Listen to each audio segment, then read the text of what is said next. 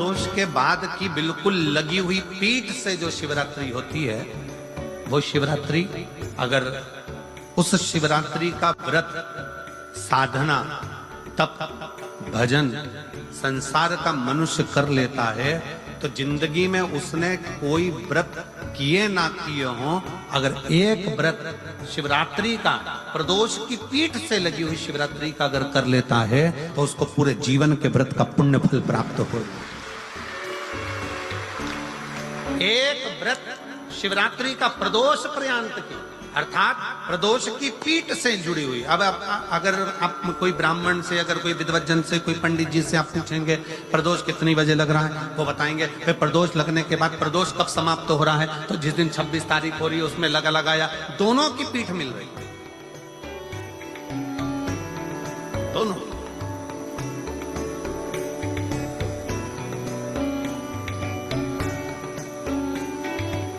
करो व्रत। आपने कितनी भी एकादशी के व्रत करे हो, कितनी भी द्वादशी के व्रत करे हो, कितनी भी चतुर्थी व्रत करे हो, कितनी भी तीज व्रत करे हो, कितनी भी अष्टमी का व्रत करा हो, कितनी भी नवरात्रे के व्रत करा हो, कितनी भी तीज का व्रत करा हो, चाहे दुनिया के कितने भी व्रत आपने करे हो, अगर आपने एक महाशिवरात्रि का व्रत नहीं करा तो कोई व्रत का पुण्य फल आपके खाते के अंतर्गत आ नहीं पाता। शिवरात्रि के व्रत की इतनी मूलता है। पर एक निवेदन है, अगर कोई बुजुर्ग है, कोई बीमार है, कोई बूढ़ा व्यक्ति है, बहुत बीमार है, तो उसको निवेदन है आप व्रत ये नहीं कि 24 घंटे का करो, आप व्रत 2 घंटे का कर लो, 1.5 घंटे का कर लो, 1 घंटे का कर लो, 15 मिनट का करो। पर निवेदन है कि जो बीमार व्यक्ति है वो आधे घंटे, 1 घंटा, 2 घंटा, 6 घंटा, 15 मिनट पर शंकर की शिवरात्रि का व्रत ये विचार कर करना, बहू बेटा नाते रिश्ते सबको कह देना। कोई बीमार व्यक्ति है ना, महाशिवरात्रि 26 फरवरी की है, 26 फरवरी। और प्रदोष कब का है? जम के बोलो जरा। 25 फरवरी। 25 फरवरी को भी शाम के समय प्रदोष काल में बाबा का दीप लगाइए, प्रार्थना करिए और 26 तारीख का व्रत करिए बिना संकोच। और जिसके घर में शंकर भगवान के व्रत के लिए अगर झगड़ा हो रहा है तो निवेदन है व्रत बिल्कुल मत करिए। शिवरात्रि के दिन बेर चढ़ाने का बड़ा महत्व है, और शिवरात्रि पर चढ़ा हुआ वो बेर उठाकर ले आइए और उस बेर को उठाकर रख लीजिए। मान लो किसी को उदर से जुड़ी हुई जब तकलीफ रहती है, पेट से जुड़ी हुई तकलीफ रहती है, पेट से जुड़ी हुई कोई भी प्रॉब्लम हो, अगर पेट से जुड़ा हुआ कोई भी रोग आपको लग गया और डॉक्टर की दवाई चल रही है, सारी औषधि चल रही है, जो शिवरात्रि पर आपने बेर चढ़ाया है वो बेर अगर आपके यहाँ रखा हुआ है, वो बेर उस रोग वाले व्यक्ति को खिला दीजिए। आधे घंटे के अंदर पेट का दर्द, पेट की तकलीफ, पेट का कैसा भी रोग होगा एकदम आराम लग जाएगा। उस बेर में इतना दम, इतना प्रबलता आ जाती है। शंकर को जो शिवरात्रि के दिन बेर चढ़ाया जाता है,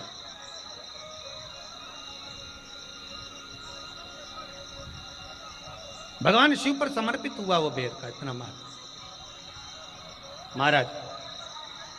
और जो देवता को उठाने के लिए बोर समर्पित करा जाता है, बेर भाजी आंवला उठो देव सांवरा, उसको शंकर जी का भाव है, क्योंकि शिव जी का दर्शन भगवान नारायण उठते से ही करना चाहते हैं। सबसे पहले नेत्र खोले और मेरा शिव का दर्शन हुआ, बेर का भाव ही शिव का दर्शन का।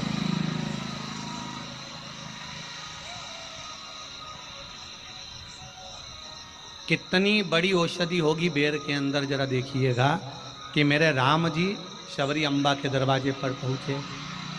आप लोग भजन में लेते रहते हो, शबरी संवारे रास्ता आएंगे राम जी, मेरा भी धन्य जीवन बनाएंगे राम जी।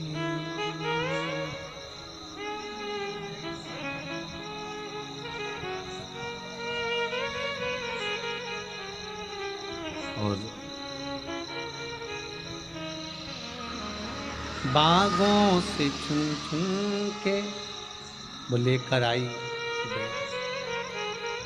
बेर की टोकरी। खट्टे हों चाहे मीठे हों, आएंगे राम जी, मेरा भी धन्य जीवन बनाएंगे राम जी। सबरी ने राम जी को बेर दिया, राम जी ने बेर खाया, प्रेम से खाया। याद आया पीछे लक्ष्मण खड़ा है, राम जी ने लक्ष्मण को बेर दिए, ले लक्ष्मण ये बेर खा ले। लक्ष्मण जी ने बेर लिए, लक्ष्मण जी ने बेर को देखा तो वो सबरी अम्बा अपने मुंह से झूठा करके दे रही है। लक्ष्मण जी ने बेर लिया, पास में रख लिया, फिर लिया, फिर रख लिया। सबरी जी राम जी को बेर दे, राम जी लक्ष्मण जी को बेर दे, लक्ष्मण जी वो बेर लेके पीछे फेंकते जाए, उठाए फेंका, उठाया फेंका, उठाया फेंका। अब कोई लक्ष्मण साधारण है? जब भगवान राम विष्णु हैं, लक्ष्मण शेषनाग हैं, शेषनाग अगर कोई चीज फेंकेगा तो क्या पास में फेंकेगी? उठाया फेंका, कोसों दूर जाकर गिरा। और वो बेर कब काम आया? जब लक्ष्मण जी को शक्ति लगी, बाण लगा, लक्ष्मण जी मूर्छा होकर जमीन पर पड़े। सुषेण वेद को बुलाया और वेद से बुलाकर पूछा कि लक्ष्मण कैसे उठेगा? तो कहा संजीवनी लेकर आओ। संजीवनी लेने के लिए भेजा। तब संजीवनी लेने के लिए जब श्री हनुमान जी महाराज गए, संजीवनी बूटी जब लेकर आए और लक्ष्मण जी को जो दी, तब राम जी पहचान गए ये संजीवनी कोई दूसरी नहीं है। लक्ष्मण जी को जो बेर खाने को दिया था वो बेर फेंक दिया था, उसी बेर की पत्ती है जिसको निचोड़ निचोड़ कर लक्ष्मण जी को खिलाना पड़ी है। तो राम जी रोते रोते बोले पहले ही खा लेता तो खाना नहीं पड़ती। कोरोना का टीका पहले ही लगवा लेता तो दादा निपटता ही नहीं, लगे तो खाया ही।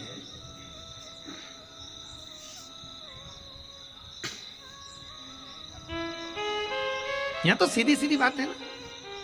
कहा पोलियो की दवाई जन्म लिए बच्चे से लेकर 5 वर्ष तक के बच्चे को पोलियो की दवाई पिलाई जाएगी। पोलियो की दवाई पियो तो हाथ पैर से विकलांग नहीं होगे।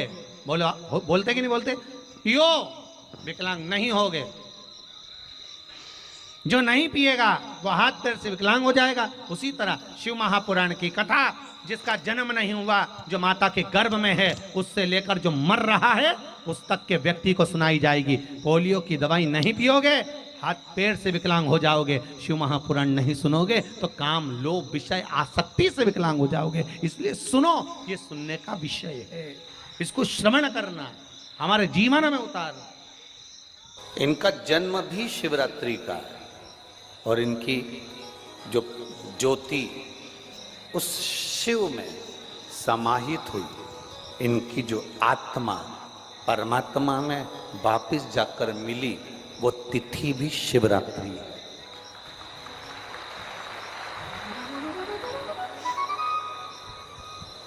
वो तिथि भी शिवरात्रि।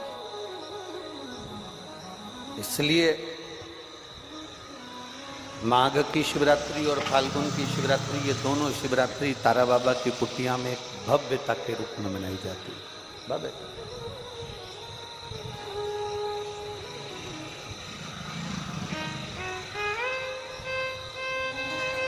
गोविंद जी, दुनिया के लोग कहते हैं कि शिवरात्रि